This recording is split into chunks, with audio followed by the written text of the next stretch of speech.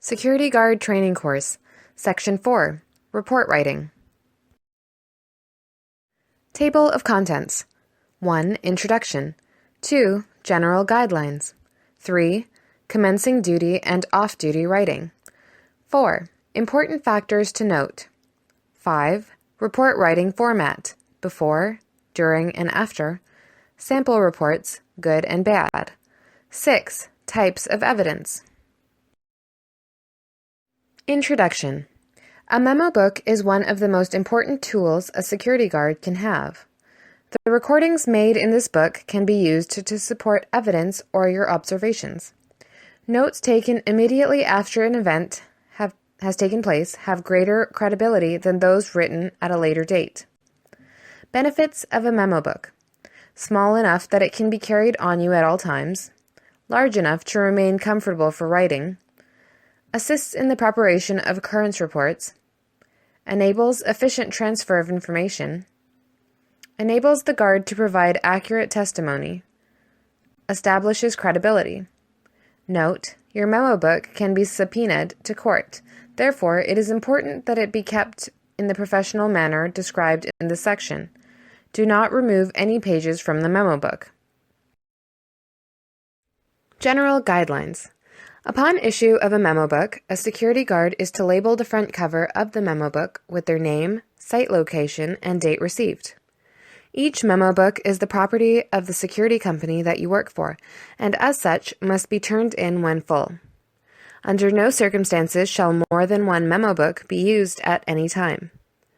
Your memo book must be carried with you at all times while on duty and is considered a vital piece of the required uniform. During your shift, record information concerning your general patrol area and any other information you feel may be important at the time or at a later date. Statements in memo book should be complete and accurate as to what was said and by whom. Security guards must hand in their memo book to the on-duty supervisor at end of their shift. Supervisors often take it in and review memo books on the completion of each shift.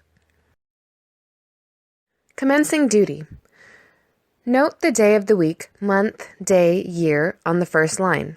On the next line, note that you have commenced duty with the time noted in the left margin. Note the following names: the guard you have relieved, if any, the supervisor, if any, that briefed you when you started the shift, and any guard assigned to work with you. Note if you are assigned a particular detail or patrol area. Note if you have signed out keys, a vehicle, or other equipment along with any damage that you have observed. Record all of the important items given to you at your briefing, such as wanted suspects, etc. Reporting off duty. Note the name of any officer that is relieving you. If there is no relieving officer, note this. Record that you turned in your equipment. If you have turned over any items to another officer, note his or her name. Note the time that you finished in the left-hand column and what you have reported off-duty. Note the weather if you have been directed at any time to work outside. Sign your name as the last entry and hand in to the supervisor. What should I write in my notebook? Get into the habit of recording anything that will help you fill out a report later.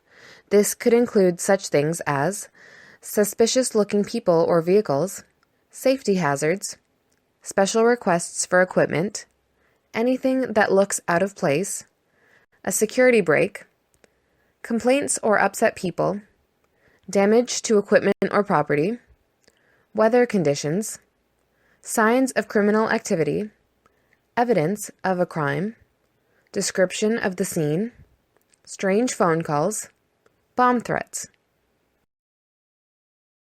Important factors to note: who was involved, what happened, when did it happen, where did it happen, why did it happen, how did it happen.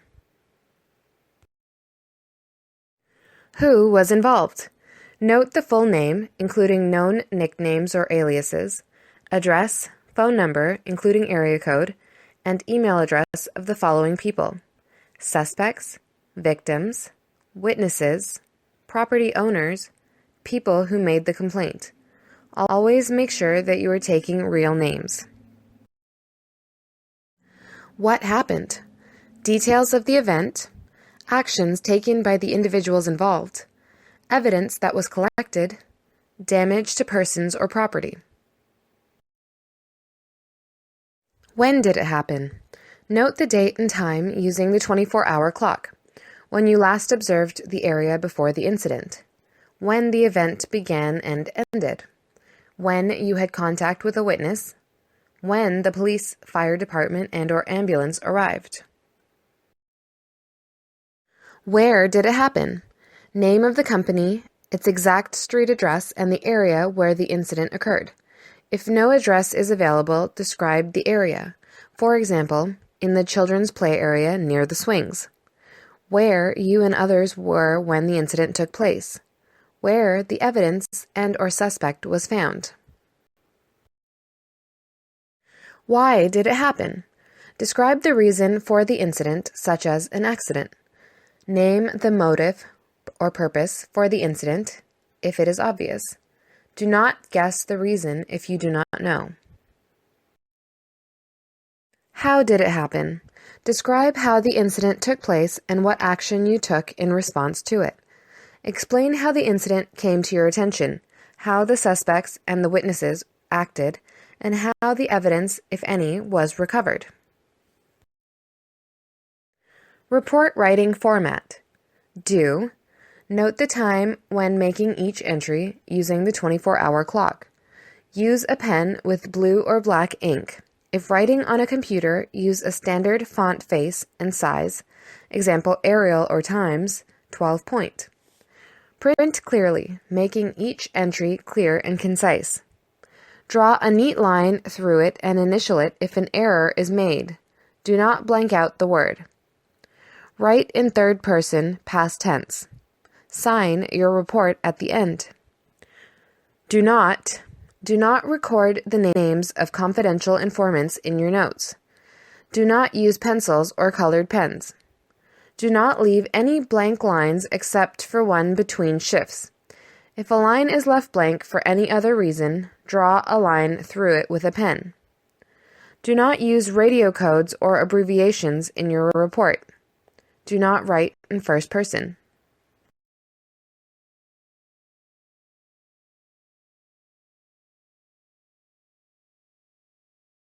Report writing continued.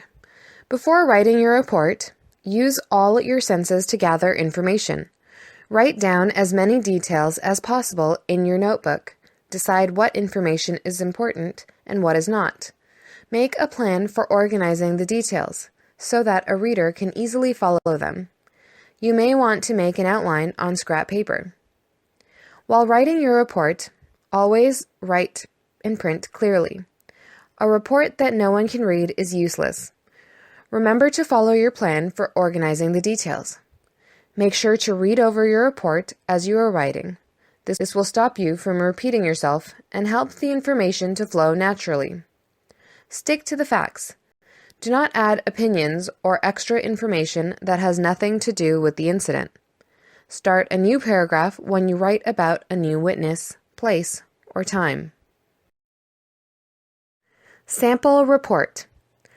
You are a security guard on duty at a mall.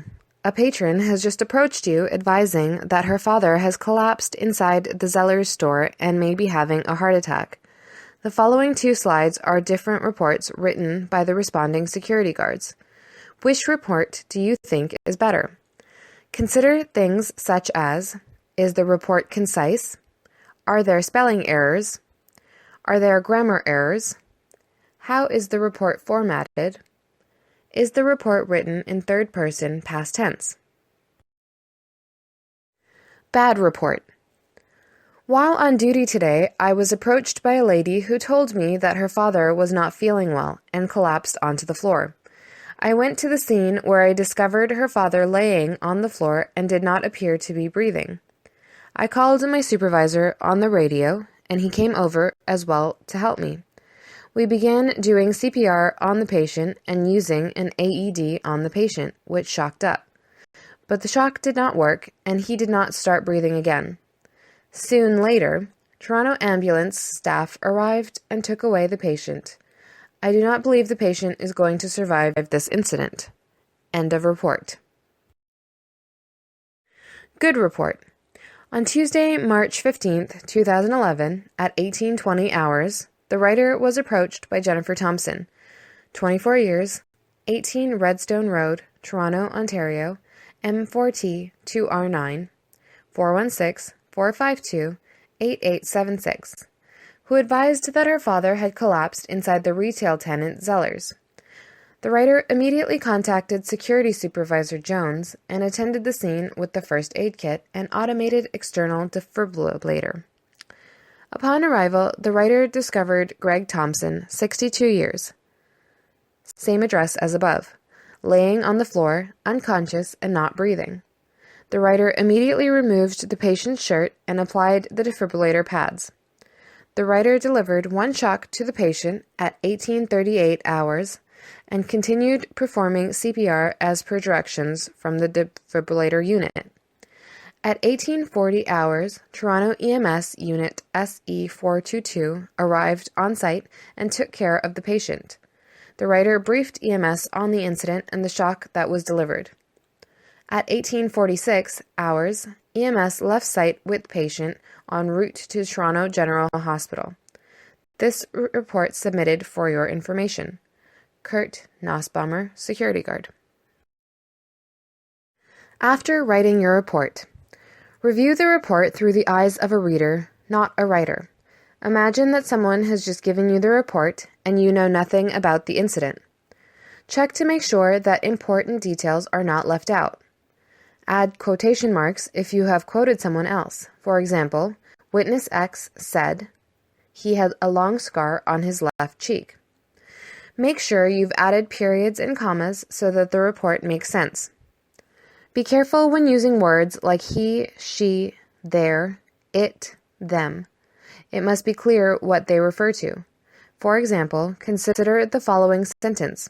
He grabbed the suspect as he was leaving the store and he hit him. It is not clear who is leaving the store or who hit whom. Always check your spelling and grammar. Evidence. You may be the first one at a scene of an incident, so it will be up to you to secure the scene. You must make sure that no one is allowed into the area and nothing is touched before the police arrive, thus protecting anything in the area that may relate to the crime. This is very important because anything found at the scene can be used as evidence in court. There are many types of evidence, with some being more reliable than others. Reliable evidence is anything that will help prove the truth of what happened. Types of evidence: direct, circumstantial, hearsay, documentary, physical, trace. Direct evidence. This is the testimony a witness gives in court about something they directly experienced with one or more of their senses. For example, the witness may have seen an assault take place. When the witness says that he or she saw the accused hit the victim, the witness is giving direct evidence. Direct evidence is accepted as proof of fact if the witness is able to remember what happened and clearly describe what he or she observed. Circumstantial evidence. Also known as indirect evidence, this is information that is related to the facts of the case, but not directly experienced through any of the senses. For example, if you saw a broken window and someone was standing beside the window with a bleeding hand, you may think that the person broke the window. If you did not actually see or hear the person break the window, you would not be able to give direct evidence. If you testified that the person was standing close to the window with a bleeding hand, your evidence would be circumstantial. Circumstantial evidence is not always strong proof of truth. But if a clear connection can be made to the facts of the case, a judge will be more open to accept indirect evidence. Also, many pieces of direct and indirect evidence can add up to help prove someone is guilty of a crime. Hearsay evidence. When you hear someone say something and you repeat it, this is hearsay. When you testify in court that you heard someone say something related to a crime, this is hearsay evidence. For example, if a woman told you about someone that she saw stealing a car and you testified that the accused matched the woman's description of the car thief, this would be hearsay evidence. Hearsay evidence is not considered as reliable as direct or circumstantial evidence because the witness is not available to be questioned. The person's honesty cannot be tested, and it is difficult to prove the truth of the statement. There are a few cases where hearsay may be accepted as evidence. For example, when a person freely admits their guilt to another person, such as someone confessing to a crime. Another example is when a dying person makes a statement about something they heard. Documentary evidence. This is any evidence that was written, recorded, or stored. This includes items such as documents, notebooks, cards, photographs, sound recordings, films, videotapes, computer records, etc. Experts will examine this type of evidence to make sure that it is real and of good quality. For example, a video recording may have an unclear picture or sound. Handwriting may be difficult to read, or a photograph may be in poor condition. These types of documents may not be accepted as reliable evidence. Physical evidence. This includes physical objects that are shown in court and demonstrations done in court. A witness usually introduces a physical object and explains where the object was found, how it was found, and where it has been kept since it was found. For example, suppose a book with the name of the accused on it was found at the scene of an assault. The witness would have to explain exactly where the book was found, how it was found, and how it has been kept safe, where it could not be changed in any way before the trial. Physical evidence by itself is only circumstantial. Just because the book belonged to the accused, it doesn't prove that the accused committed the assault. If the physical evidence is used with direct evidence, such as witness saying that they saw the accused throw the book at the victim, then the evidence will be more reliable. Trace evidence. Sometimes physical evidence is very small or even invisible to the untrained eye. This type of evidence is called trace evidence. It includes things like fingerprints or footprints in and around the area where a crime took place. It could also include a very small physical objects like hair or fiber from a piece of clothing. This type of evidence must be collected or photographed by experts. If you are the first one to arrive at the scene of a crime, it is important for you to make sure the crime scene is not changed in any way before the experts arrive. End of Section 4. Report Writing.